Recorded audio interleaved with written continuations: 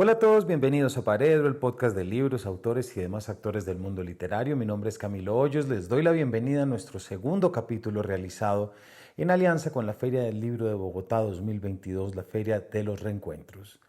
El nombre JJ Benítez es sin lugar a duda para muchos de ustedes un símbolo que hemos estado viendo en bibliotecas propias y ajenas durante toda mi vida, pero los demás lectores mayores que yo a lo largo de 50 años, que son los que recientemente ha cumplido este periodista, escritor especializado en ufología y en una cantidad de mensajes que desde la publicación de Caballo de Troya han calado de manera muy profunda en un público lector no solamente español ni colombiano, sino prácticamente mundial.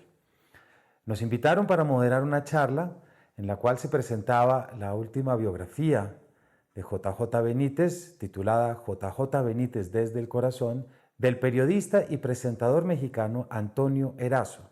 Así es que estuvimos hablando con ellos en el marco de la Filbo 22 en Bogotá y pudimos escuchar ese mensaje que lleva 50 años Juan José Benítez diciéndole al mundo, que tiene que ver con una profunda convicción en la existencia de extraterrestres, en la posibilidad de viajes en el tiempo y, por supuesto, en aquello que para todos puede resultar tan llamativo como extraño, y es la vida física después de la muerte. Todo esto a través de esa imagen que él se ha dedicado a recrear, si se quiere, o a brindarle al público, que es la imagen de un Jesús de Nazaret distinto al que nos han traído las Escrituras y la Iglesia. Paredro es un espacio de libros de todas las orillas y para todos los lectores, así que nos place mucho traer un autor que, como yo les digo, yo llevo viendo en múltiples bibliotecas a lo largo de muchos años, y poder conocerlo y charlar con él y sobre todo traer esto que ha calado tan profundo en la sensibilidad e imaginación de tantos lectores, pues resultó una charla fascinante. Así que sin mayores preámbulos, les doy la bienvenida a este capítulo de la Filbo 22, una conversación con JJ Benítez y su biógrafo Antonio Erazo. Bienvenidos. JJ, bienvenido no a Colombia porque ya nos contarás que llevas mucho, pero bienvenido a la Filbo. Tienes un público que te lee, admira y te quiere muchísimo. Muchas gracias. Para mí siempre es un honor y un sentimiento muy gratificante, ¿no? Volver a Colombia. La primera vez que vine a este país, bellísimo país, fue en enero del año 75 para hacer reportajes. Y bueno, desde entonces, si no recuerdo mal, he podido regresar unas 20 veces. Y no son suficientes. Pues te esperaremos muchas más. A ver, si el Padre Azul me lo permite y está en mi contrato, pues espero que sí. Sobre eso estaremos hablando. Nos acompaña también Antonio Toño Erazo. Toño, bienvenido a la Filbo y a Bogotá. Te agradezco muchísimo, les agradezco a todos ustedes. Sé que muchas de las personas que están aquí han escrito en las páginas y déjenme decirles que sí les hemos contestado nosotros personalmente y les agradezco que nos acompañen. Le agradezco a la editorial Cangrejo que tuvo la sencillez de verdad de escucharme cuando quise hacer este libro. Es un libro que desde el año 2009 he querido realizar, pero no tenía la información suficiente. Y creo que todos ustedes se hicieron muchas preguntas y que nos han hecho a través de las redes sociales, y las respuestas las encuentran ahí porque JJ Benítez le hablé hace unos días y le dije que si quería venir, y ¿saben lo que me contestó? Si es en Colombia, encantado.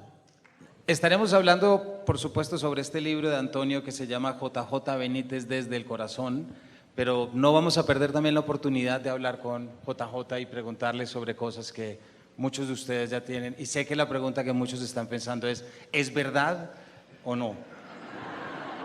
Vamos a ir paso a paso. Bueno, quiero también contarles que por alianza con Paredro Podcast, un podcast que yo dirijo y llevo, este capítulo, esta conversación terminará convertida en un capítulo que pueden escuchar cuantas veces quieran, así que nos pueden buscar por redes, estamos en su plataforma favorita. JJ, ya acabas tú de darnos una fecha frente a tu primer viaje a Colombia.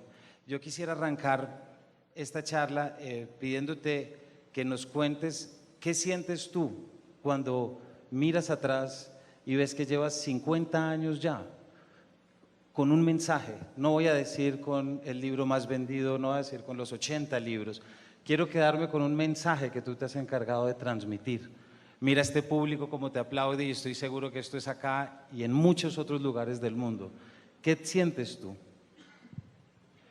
Yo me siento muy abrumado, porque sigo siendo un gran tímido y a pesar de esos 50 años que se cumplen ahora, en el 2022, de investigación, es decir, cuando veo estas señales de cariño y de apoyo, pues pienso que estoy soñando y que me voy a despertar, ¿no?, en cualquier momento. Lo que sí, ahora con la perspectiva del tiempo, lo que yo veo es que, bueno, me ha tocado, como a otros, me ha tocado abrir la mente de las personas en la medida de mis posibilidades y en determinados campos.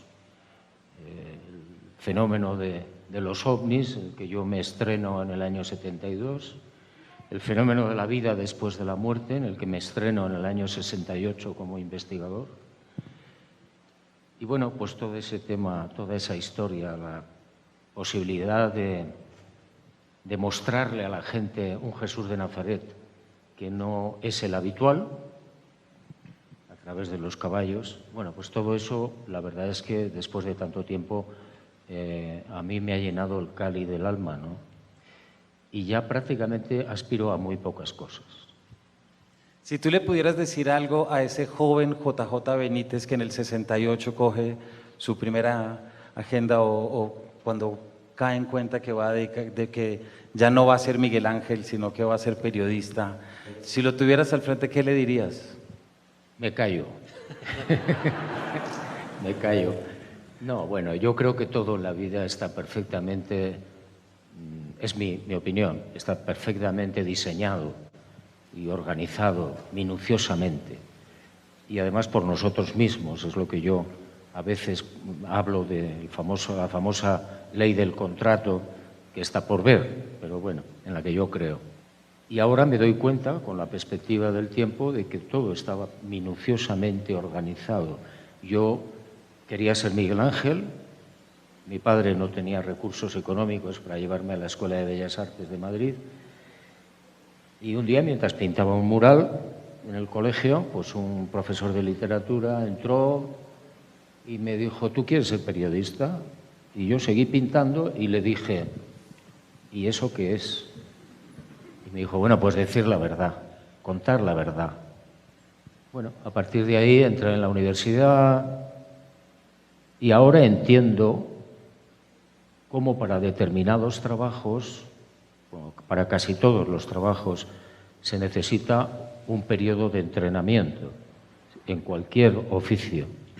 Y a mí me tocó estar pues en 1, 2, 3 periódicos antes de que yo me enfrentara directamente al fenómeno OVNI, año 72. Y lo encuentro lógico. ¿Por qué? Pues porque te tienes que entrenar para lo que sea. Tienes que aprender muchas cosas.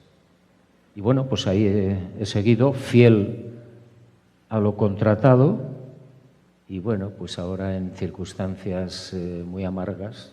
Bueno, como ustedes se dan cuenta, te darás cuenta, JJ Benítez es un hombre muy sencillo, súper sentimental. Es algo que le nace del corazón. Cuando hicimos este libro, que me permitió redactarlo, lo primero que me dijo es no lo quiero leer. Y no lo ha terminado de leer hasta hoy porque ha tenido la confianza, que yo le agradezco, de que un amigo de él pudiera hacerlo. Y sin su permiso, pero con el permiso del público, pusimos ahí mi viaje con el tercer mensajero. Ustedes consideran, y me imagino que sí, al igual que yo, que es el tercer mensajero quienes lo han leído. Él dice que no, por eso está entre comillas, pero yo digo que la persona que lleva un mensaje, pues es un mensajero. Y Malak, como ustedes dicen, y como vienen los caballos. Entonces, esa sencillez que tiene JJ Benítez en su vida está reflejada aquí. Como él lo dice, está en una circunstancia ahora un poco triste, pero seguramente, como sabedor del contrato, va a salir muy bien a flote de esto, porque tiene que seguir y sigue investigando. Y hace 11 años le pregunté, ¿cuándo vas a parar de investigar? Me dijo, ya. Al otro año estaba investigando nuevamente. Pues Toño, aprovecho para pedirte que nos cuentes un poquito más de este libro, ¿cierto? Porque este libro representa, JJ, algo que yo creo que tú has vivido mucho y es el colegaje o hacer amigos por intereses en común, ¿cierto? Aquí arrancas tú contando un caso, cómo se conocen en una investigación y luego terminan unas páginas de una conversación muy jugosa de donde estaremos tomando cosas. ¿Por qué no nos cuentas un poco, Toño, lo que fue tu experiencia como pasar de lector a investigador y luego a coautor prácticamente? Pues bueno, mira, yo empecé a investigar el fenómeno OVNI en 1989 con un amigo que es Pedro Hernández, que está aquí en el libro y le he dado el crédito porque él tiene 10.000 videos OVNIs grabados por él, que JJ ha visto. Nos conocimos, yo no digo fortuitamente, por una causalidad, y así me firmó mi primer libro. Y entonces yo pensé que JJ Benítez no era nada más Los caballos de Troya, aunque es una historia increíble, preciosa. Y dije, debe haber algo atrás de este hombre. Y aparte que estaba junto a él su esposa Blanca, a quien le hice una entrevista y que la encuentran ahí. Es una entrevista muy sentida y pueden conocer más de la forma de vida de él, de la pareja. Y yo decidí que alguien tenía que escribir algo de él. Pero como tú sabes, tú como escritor también, es muy difícil que alguien quiera permitirte hacer un libro. Y cuando es sobre tu persona, pues más. Y luego que lo publiquen es todavía más complicado. Hice este libro con recopilación de fotografías que fui tomando y les hago aquí una aclaración. Una vez en una investigación, Blanca tomó muchas fotografías, ella siempre las tomaba. Entonces un día me llega un correo. Toño, ¿tendrá las fotografías de aquel señor que vimos en Metepec con la esfera? Sí, porque las he perdido. Las busqué y dijo, claro que las tengo. Y me puso entonces, me ha salvado la vida. Y la vida me la salvó ella porque recuperé yo también esas fotografías que dan fe de que estuvimos ahí efectivamente, como cada una de ellas. Pero déjame decir de qué más fe puede tener el libro de verídico, que me acompañe mi amigo JJ Benítez, y que le agradezco de verdad este esfuerzo que ha hecho, porque no cualquier persona te dice, escribe sobre mí, porque no es una biografía, parece un cuento narrado. Yo soy conductor de televisión y no soy escritor. Tengo dislexia, me cuesta mucho trabajo, mi editora me regaña mucho, pero traté de hacer un trabajo adecuado, digno, y sobre todo que sea muy fiel a la verdad de lo que pasa. ¿Cómo investiga? Porque ustedes pueden investigar, hay un caso ahí, que si alguno de ustedes lo descubre, bueno, nosotros tendremos el gusto de darles algún premio.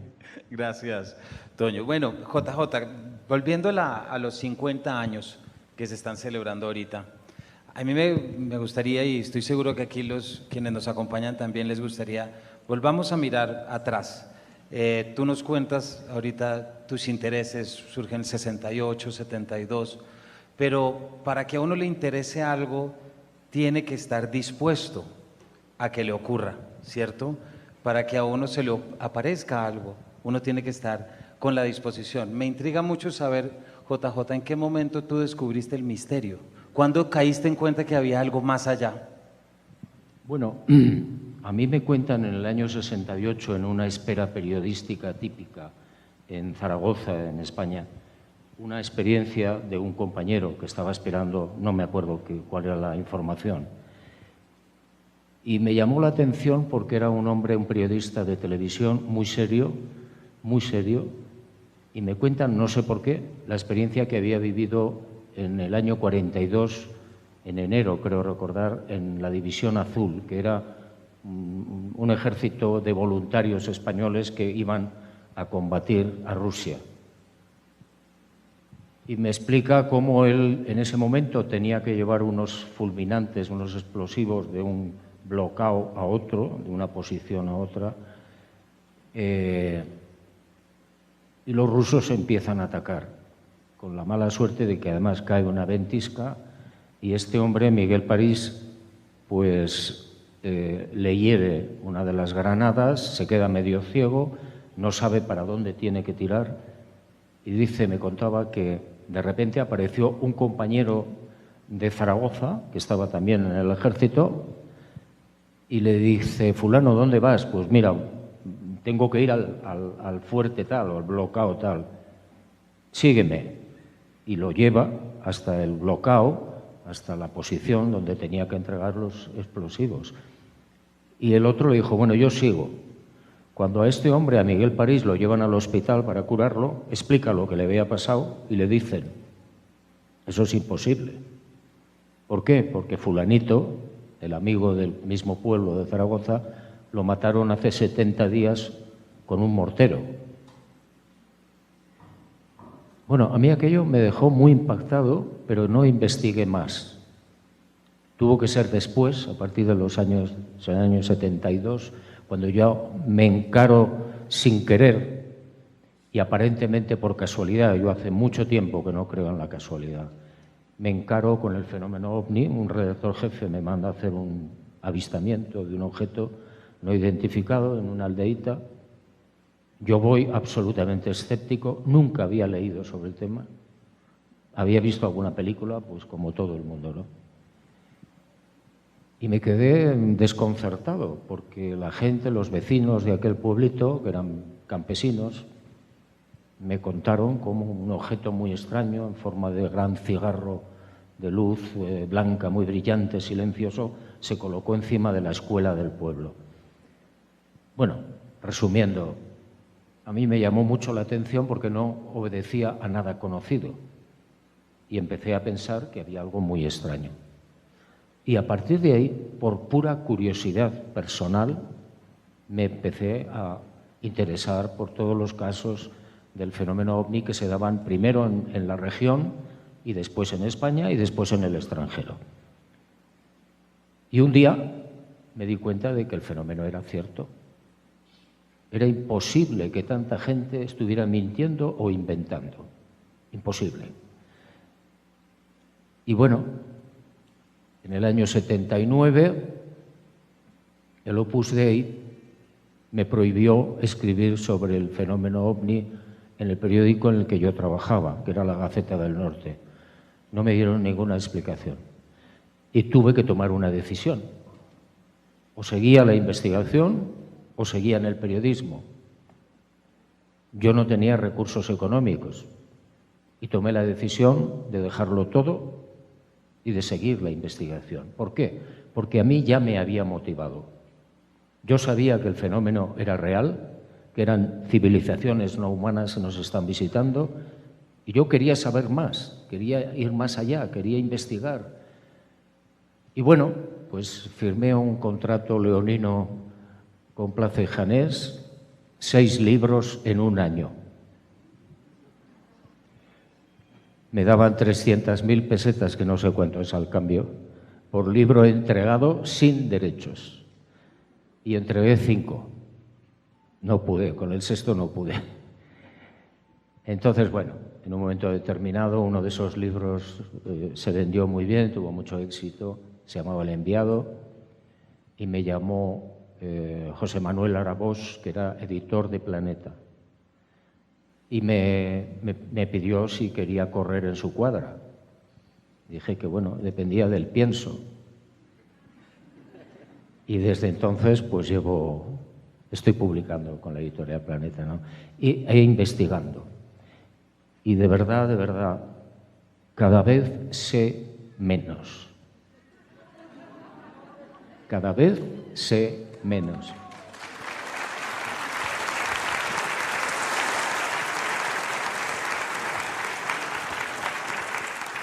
Juanjo, en el libro platicamos algo de eso, pero acabas de comentar algo que no está en el libro precisamente y que, bueno, el público se entere.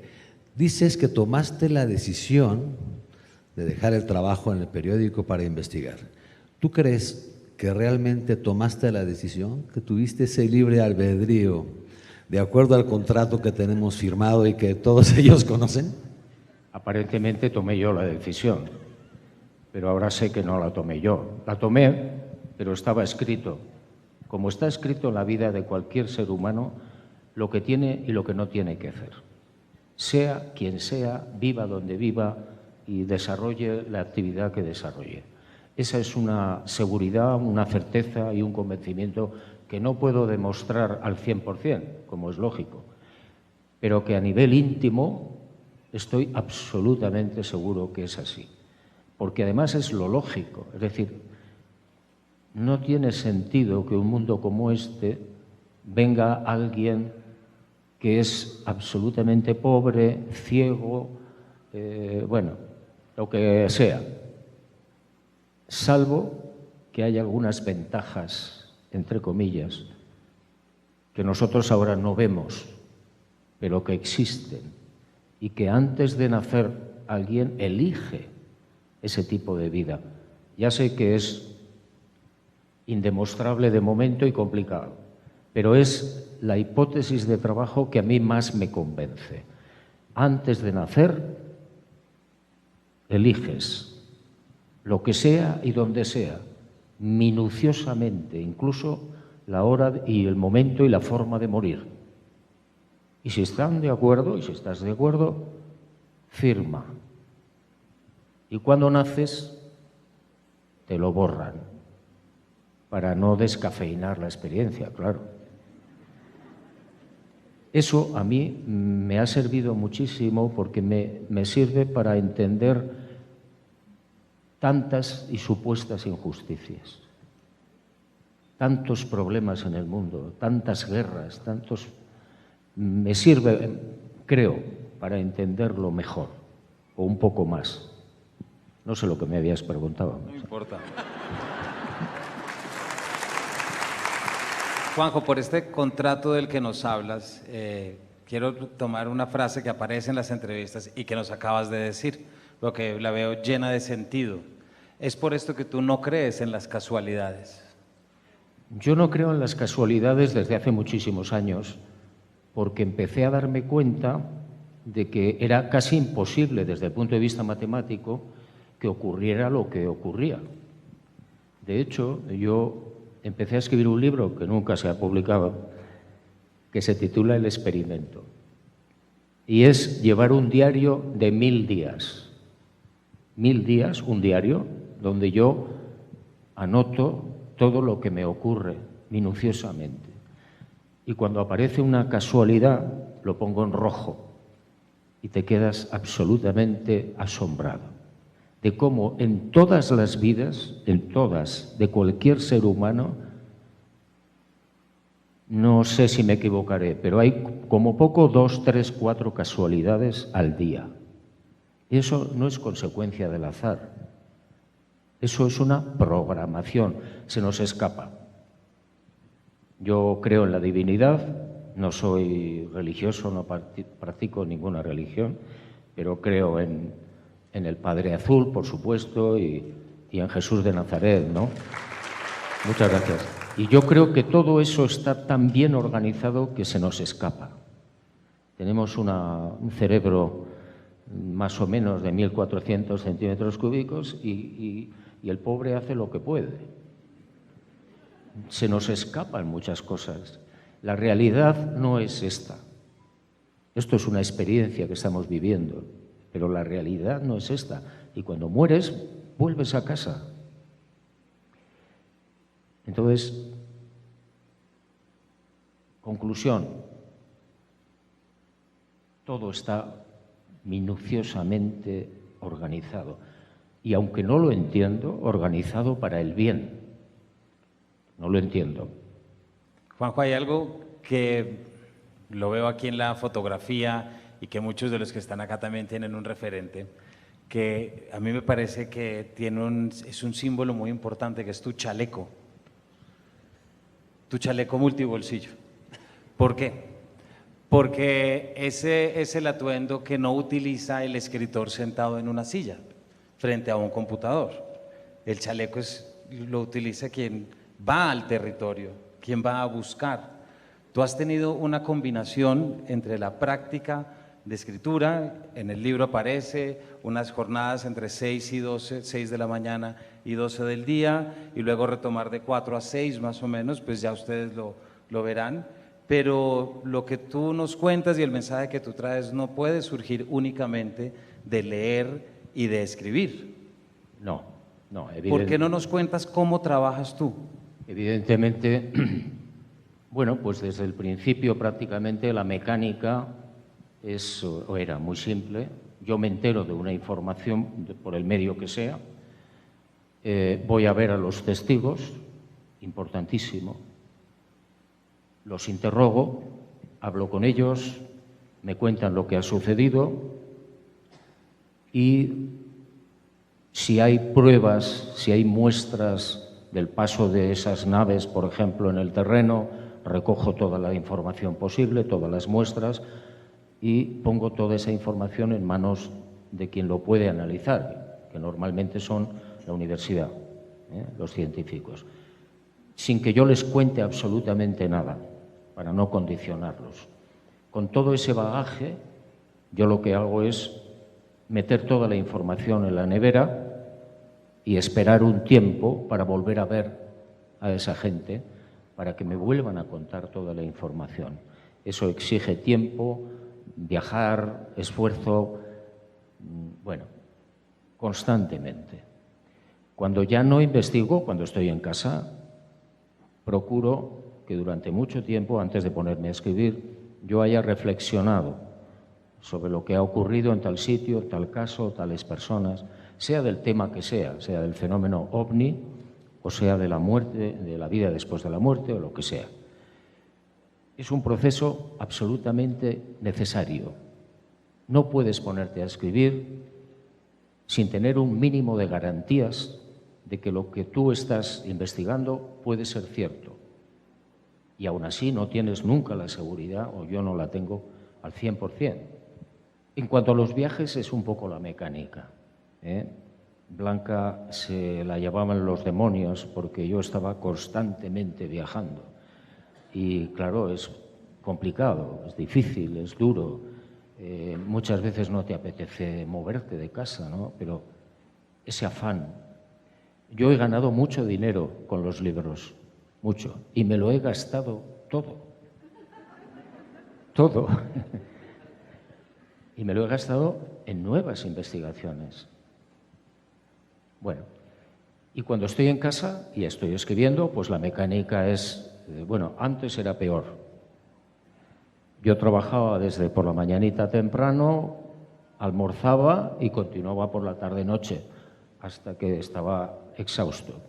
Ahora ya intento racionalizar un poco más, entonces cuando escribo me levanto a las 5:30 aproximadamente, me pongo a escribir a las 6, 6:15, hasta las 12 más o menos, que tengo que hacer los recados.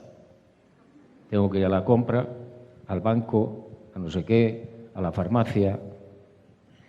Y por la tarde lo que hago es preparar los guiones del día siguiente, de lo que esté escribiendo, leer todo lo que pueda y corregir lo que he escrito por la mañana. Y a las 8:30, 8:20, leo la prensa. Imagínense ustedes a las 8:20 de la noche, ¿para qué te sirve leer la prensa? Pero bueno, me tomo un culín de whisky, ceno y a la cama. Eso es, digamos, lo que hago cuando estoy en casa escribiendo. Y cuando estoy investigando, pues depende. Depende de dónde tengas que ir y cuál sea el tema. Yo aquí quisiera intervenir, si me lo permites. Fíjense que en las investigaciones nosotros vamos a ver a X persona. Pero si esa persona dice, es que fulano también lo vio, me dice, ahora vamos a buscarlo. Y esa persona otra vive en otro lugar. Entonces lo que tratamos de hacer es concentrarlas para que platiquen. Pero así como todos ustedes tienen casos que contarle, le cuentan más cosas y una investigación que tenemos para un día o para dos se empieza a prolongar. Nuestra base normalmente es la ciudad de Toluca y regresamos al lugar en muchas ocasiones. Y yo le digo, hoy tenemos la tarde libre. Oye, es que el maestro aquel mencionó a una enfermera. ¿La podemos localizar? La localizamos y vamos a ver a una persona más, y así es una cadena. Pero quiero retomar algo tuyo. En el libro yo comento algo del chaleco también, no sé por qué los periodistas somos tan metiches. Y teniendo a JJ Benítez, se me ocurrió preguntarle lo mismo. Y le dije a Blanca, traía un chaleco desgastado, color caqui, multibolsas, donde sacaba una navajita, ahí lo platico. Y le digo, oye Blanca, ¿crees que le gustaría que yo le regalara un chaleco a JJ Benítez? Y me dice, no hombre, que tiene muchos. Y la última vez me dijo, si quieres yo te regalo uno que los tiene todos ahí. O sea, para que vean ustedes un poco la parte humana de él. y que tiene todo un essay en la libreta de campo, donde él dibuja y escribe. Es algo impresionante que de ahí vaya a surgir un libro. Vamos en el coche manejando y platicando y va escribiendo. Y se le ocurre algo y lo escribe. Entonces, es una mecánica de trabajo de 24 horas.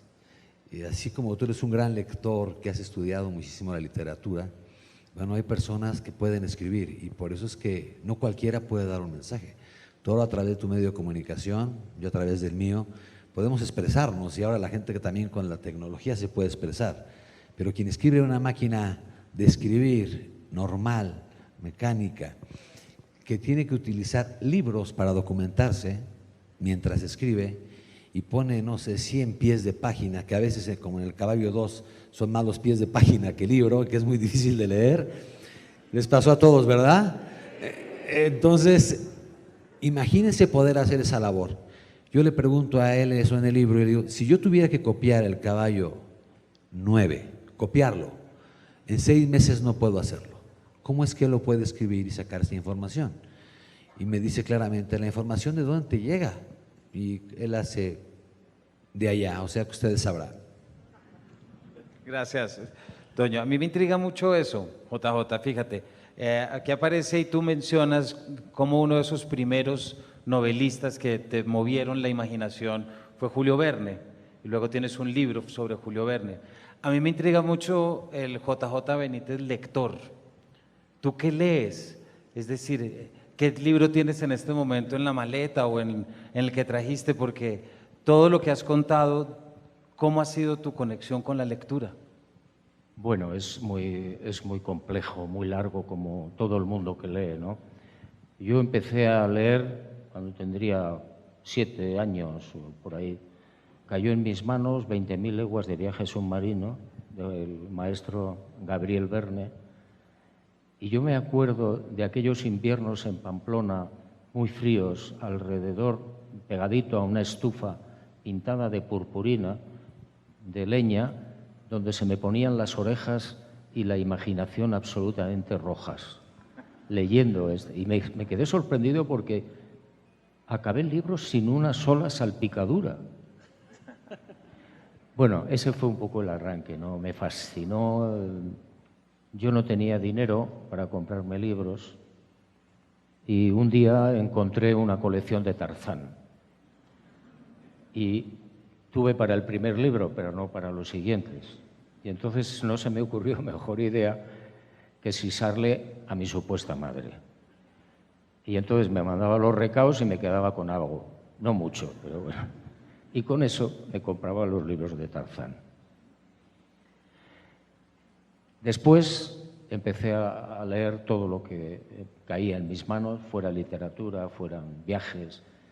Después, ya cuando me meto en la investigación, procuro leer mucho libro técnico sobre la materia que esté desarrollando en ese momento la investigación, ¿no? Hay cientos de libros de la vida después de la vida, del fenómeno ovni, de astronomía, y de vez en cuando procuro saltar a la literatura pura y dura, porque lo necesito oxígeno. Y bueno, pues ahora no me van a creer, pero estoy por la página 12 de este libro, porque lo he visto físicamente antes de ayer. Yo le decía, oye, ya lo leíste, me daría mucha pena o apuro, como dice él, que no estuviera algo correcto de lo que tú y yo platicamos, de lo que yo he percibido, porque el libro lo hice de memoria 100%, yo no escribo como él. No me acuerdo qué desayuné en la mañana, pero sí me acuerdo de cosas de hace algunos años y le he dado algunos libros y en la mañana me dice, ya lo he leído. Y yo le dije, bueno, pues este libro, como decimos en México, ni a melón le vas a ver, pero apenas va en la página 12 y ya no sé, yo no sé qué te ha parecido hasta ahí. Prometo leerlo, ¿eh? Juanjo, hay un tema que, para que entremos ya en tu materia, digamos, en tu obra, hay un tema que me intriga mucho y sé que aquí muchos de quienes nos acompañan también. Yo no sé si ustedes han pensado en lo que es empezar a hablar, Juanjo, lo que fue tu caso en el 68, 72, en medio de una España franquista. Ese es un elemento que normalmente no se tiene en consideración, porque estamos bajo todo un programa político de lo que ya sabemos que es Franco y de repente tú sales diciendo existen los ovnis, hay vida después de la muerte, lo que hace que haya una ruptura con la religión desde tu credo particular. Me gustaría mucho que nos contaras un poquito cómo has vivido eso, porque Colombia es un país creyente, pero mira, es decir, le llegas a todo el mundo. Fueron momentos difíciles, por lo que tú, Camilo, dices muy bien. Es decir, vivíamos en España en plena dictadura todavía, la Iglesia Católica era muy poderosa y muy fanática. Yo lo digo con toda honradez, de verdad. Yo viví momentos muy difíciles y, de hecho, tuve que dejar el periodismo activo porque un segmento de esa iglesia pues se opuso. No quería saber absolutamente nada del tema. Tuve problemas con el régimen, no demasiados, porque ya los periodistas nos autocensurábamos antes de que llegara la censura, ¿no? Pero bueno, fueron años complicados, difíciles. Mira, yo recuerdo un periodista que se llama Camilo Valdecantos, que trabaja en España, en El País, y me dijo con toda su buena voluntad, me dijo: Juanjo, ¿tú sabes el desprestigio profesional que va a caer sobre ti si te dedicas únicamente a la investigación de este fenómeno? Y dije, sí. Lo sabía a medias, pero le dije que sí. Y tenía razón, porque no podéis imaginar las críticas feroces que yo he podido recibir a lo largo de esos primeros años y después también. Y cuando aparece el caballo de Troya, no quiero ni contaros. Es decir, yo en los púlpitos tengo que recibir la información de fulano y el obispo de no sé dónde, el cura de no sé qué, el obispo de Monterrey, en México, han pedido quemar tu obra por satánica. Y yo decía, pero ¿cómo que satánica? Pero si yo defiendo la divinidad de Jesús de Nazaret en todo momento, si yo soy un convencido amigo, espero ser amigo y socio de este Dios creador. Pero luego sí lo entendí. Yo estaba atentando contra un negocio. Y lo digo con todos mis respetos para los que sean creyentes, católicos, lo digo con todo mi respeto, pero tengo la obligación de decir mi opinión. La Iglesia Católica, como las protestantes o las evangelistas, y todas las religiones en general, todas, tienen intereses y no admiten otra cuestión que no sea las directrices que ellos marcan. Y lo encuentro lógico y natural, pero eso no significa para mí que estén en posesión de la verdad. Yo recibo infinidad de comunicaciones de gente que ha leído Los caballos y siempre, fíjense, apareció en el 84 el primero, y siempre agradecen la nueva visión del maestro. A mí eso me llena de una enorme satisfacción. Es el mejor premio que me puedan dar. Que a alguien le haya servido en su vida personal o mental. Bueno, eso no le gusta a la religión establecida.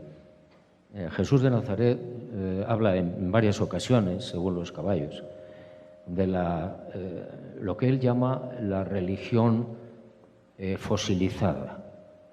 La religión fosilizada es la que no atiende más que a sus dogmas y a sus estructuras y a sus criterios mentales, sin conseguir avanzar o avanzar muy poco.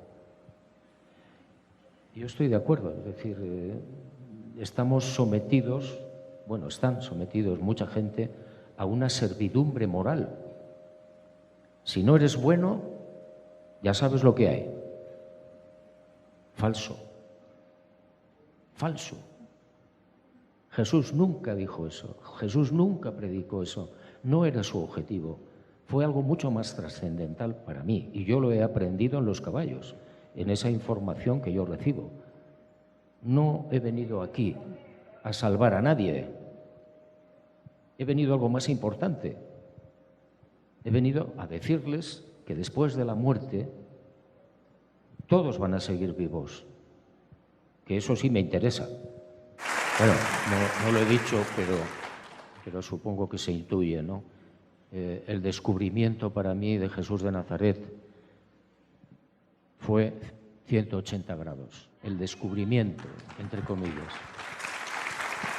Quisiera hacerles aquí una pregunta a los dos, JJ. O sea, a ti como autor y también a ti como biógrafo y como autor de la obra. A mí me sorprende mucho, JJ, la relación que tú tienes con tus lectores, porque estoy seguro que has recibido cartas de lectores muy sentidas a quienes le has cambiado la vida. De eso estoy absolutamente seguro. Me gustaría que nos intentaran explicar para ustedes, para ti, Toño, para ti, ¿qué encuentran o qué han encontrado los lectores en tu mensaje que les ha permitido vivir mejor? Yo creo que lo más importante es la esperanza. Es decir, cuando leen, por ejemplo, Los caballos, en los otros libros de otro tipo de investigación, la mente también se abre. ¿Por qué? Pues porque se dan cuenta de que efectivamente hay, no sé, miles o cientos de miles o millones de civilizaciones ahí fuera y que muchísimas de esas, si no, no podrían venir, están más avanzadas que la nuestra. Eso ayuda también en la apertura mental de cada ser humano. Y es importante porque te ayuda a enfrentarte a otro tipo de problemas domésticos con otro criterio. Con otro criterio. Pero para mí, a nivel íntimo y personal, y creo que para mucha gente, lo que predomina es Jesús de Nazaret. Su mensaje, su verdadero mensaje. ¿Qué hizo? ¿Cómo era? ¿Qué pasó? Que no tiene prácticamente nada que ver con lo que nos ha contado la religión. A mí eso me fascinó. E investigué todo lo que pude, hasta donde pude. Y sigo fascinado, ¿eh? Sé muy poco de Jesús de Nazaret, lo que cuentan Los caballos. Pero lo que sé me llena de esperanza, de tranquilidad, de seguridad. Él decía, lo más importante no son las religiones fosilizadas, sino la religión que él llamaba del espíritu, que es la búsqueda personal de la verdad o de lo que sea, y que te lleva a muchos tropiezos, pero no importa, te levantas y sigues en solitario buscando. Esa es la verdadera religión para mí, la religión del espíritu, ¿no? Del no me cuente usted nada, yo quiero filtrar. Tengo derecho a filtrar. Tengo derecho a saber si esto es así o no. Ya me equivocaré, ya lo sé. No me importa, seguiré. Eso es lo que he aprendido básicamente con la lectura, con la información que aparece en Los caballos, ¿no? Quedan, en noviembre, creo recordar, sale Belén, que son las páginas... Sí, aplaudan, ya veremos cuando salga. Son las páginas que hubo que sacar por exigencias de la editorial, porque El caballo 9 es un libro muy grande, muy pesado. Y luego, no sé exactamente cuándo, saldría El caballo 13 y último, que es Rayo Negro. Rayo Negro. Pero no sé cuándo. No depende de mí. Pues yo retomando ahora, a mí me toca platicar con JJ lo que ustedes piensan, retomando tu pregunta. Entonces, si a las personas que están aquí y los que escriben, ya sea cartas o ahora por los medios, todos dicen, el 100%, que los libros de JJ Benítez les han cambiado la vida. Y creo que se las han cambiado por una razón muy sencilla. Porque tenemos a un Jesús de Nazaret que no es castigador, no es justiciero, no es domador y no ordena a nadie. Es un Jesús de Nazaret que es puro amor. Y muchas de las personas a veces en nuestra desesperación, estando en cualquier religión, pedimos cosas a Dios, de cualquier religión. Entonces, Dios mío, ayer lo platicamos en la noche, quiero un trabajo, y el jefe se muere de risa porque te dice, búscalo, yo que sea, a mí no me importa. O, Dios mío, quiero por favor salud, o quiero por favor esto, y comienzan a pedirle cosas, y no van a encontrar muchas veces que lo obtengan si no lo buscan. Cuando tú le pides cosas al jefe, él se ríe. Ese es un chiste para él, porque tiene cosas más importantes que hacer.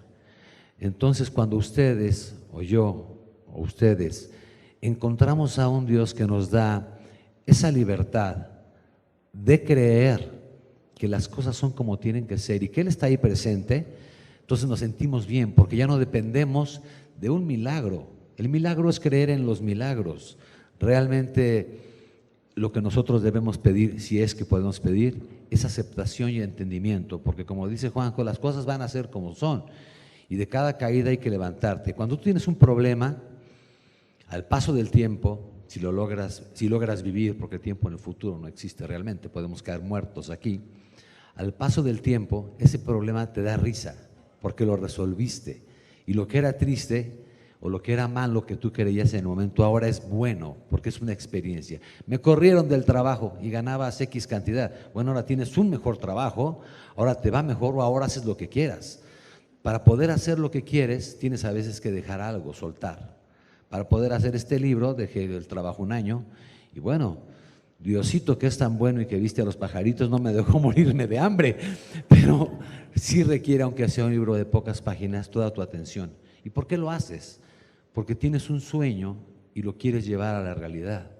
Y si ustedes, con lo que me dicen en todos sus mensajes para Juan José, es cierto, pues estoy convencido de que todas las personas que están aquí tienen la mente muy abierta y son muy libres y creen en un Jesús de Nazaret muy bueno y que está ahí presente. Gracias, Tom.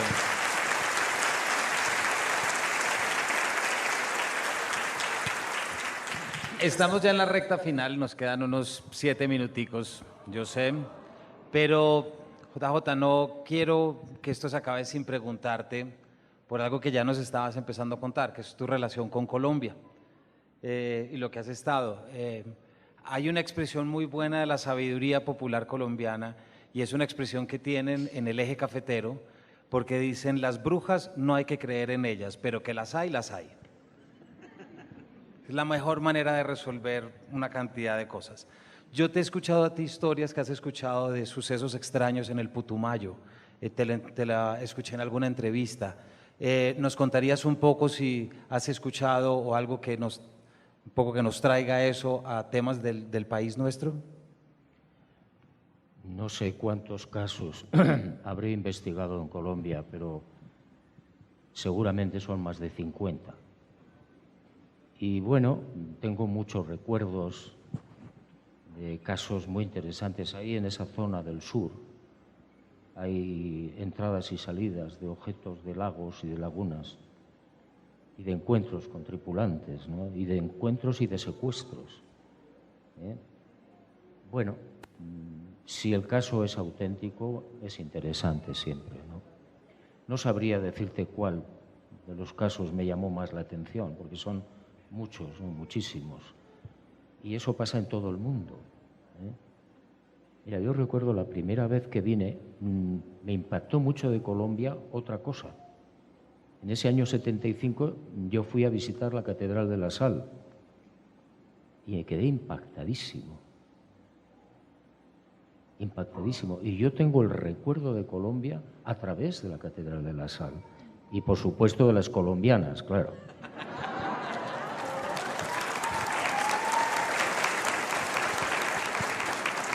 Ahora lo digo porque Blanca no...